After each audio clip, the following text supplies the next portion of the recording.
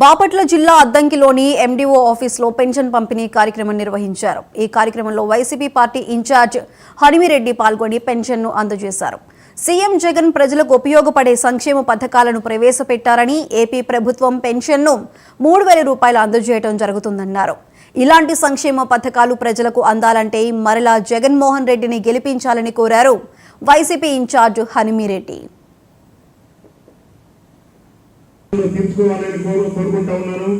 నేను కూడా మీరు ఖచ్చితంగా తీర్చుకుంటాను.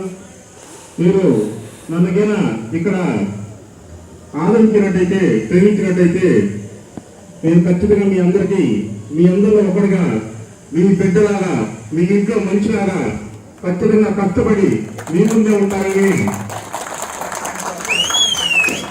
చెప్తా ఉన్నాను. అలాగే ఈ రోజున ఒక జగన్మోహన్ రెడ్డి గారు ఉద్యోగి కాకుండా ప్రతి మనిషికి కూడా ఏదో ఒక రకంగా లబ్ధి చేకూరేలా చేస్తూ ఉన్నాడు. ఎవరింటికైనా సరే మాకు ఇది రాలేదు అనే ఆలోచన లేకుండా చేశారు. అదేవిధంగా ఇక్కడ అద్దంకి రూరల్ మండలంలో చూసుకుంటే పెన్షన్లో గతంలో ఏదో మండలం మొత్తానికి 400 మందికి 500 మందికి ఇచ్చేసామని చెప్పి కేబుల్ కొట్టుకునేవాళ్ళు.